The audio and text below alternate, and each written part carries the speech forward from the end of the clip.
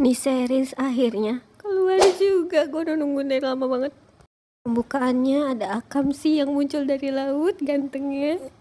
Ceritanya ada novelis nih yang dengan berat hati harus pergi ke daerah pantai, laut gitu buat cari inspirasi novel yang dia bikin.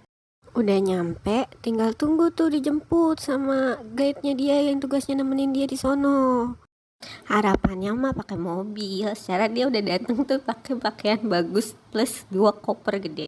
Tapi ini yang jemput pakai motor. Dan akhirnya dia naik motor galon. Mana nih marmut laut ngomongnya pakai bahasa daerah, orang ngerti dia. Makin kesel kan. Terus dia akhirnya nelfon si kornet sapi. Dan ternyata marmut laut nih kenal sama si kornet sapi. Situ dia juga tahu kalau misalnya nih marmut nih bisa bahasa nasional.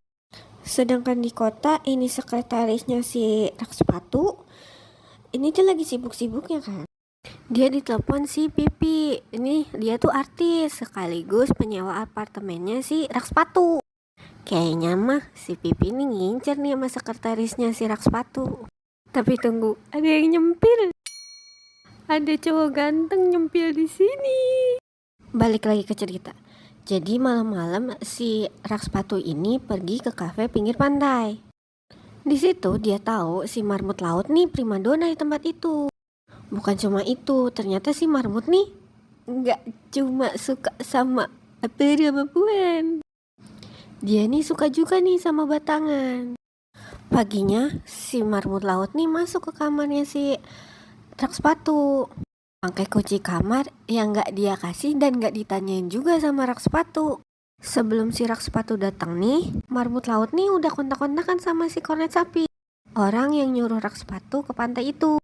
Bahkan udah dibayar secara lunas. Tugasnya mah jadi pemandu, sekalian ngejagain, tapi ya gak tahu ntar. Sepatu yang tahu marmut nih masuk pakai kunci, minta dong kuncinya. Berebutan dah tuh dia sampai si rak sepatu ini nyungsep.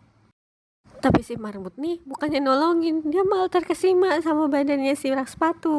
Dan entah ada angin apa, si rak sepatu ini malah makin nunjukin bagian tubuhnya. Mungkin mau nyari tahu apa yang dia dengar di kafe itu benar atau enggak.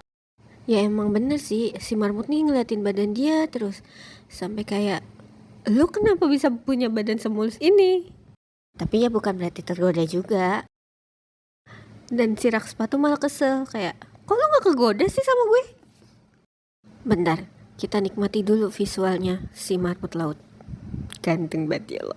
Setelah nih rak sepatu emosi mulu sama si marmut, perkara kalau berdebat tuh gak ngerti bahasanya, akhirnya nih rak sepatu bayar si marmut buat ganti bahasanya ke bahasa yang dia ngerti.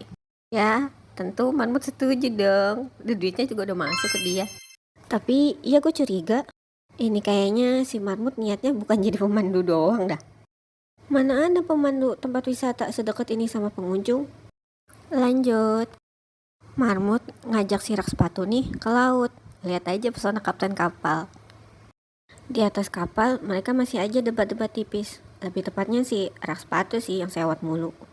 Sampai si rak sepatu ini sadar kalau misalnya si marmut tuh udah nyebur ke laut. Panik lah dia. Dia pikir marmut tuh ketenggelam. Untungnya gak lama si marmut nih naik sambil nyengir bawa kantong jaring isi kerang. Itu rak sepatu marah, soalnya si marmut tuh udah bikin dia khawatir. Sampai si marmut yakinin rak sepatu kalau dia tuh gak kenapa-napa, bahkan sampai minta maaf.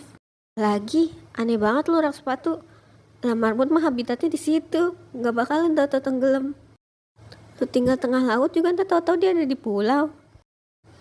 Tapi apa ini? Bisa-bisanya lu nyusup pengunjung.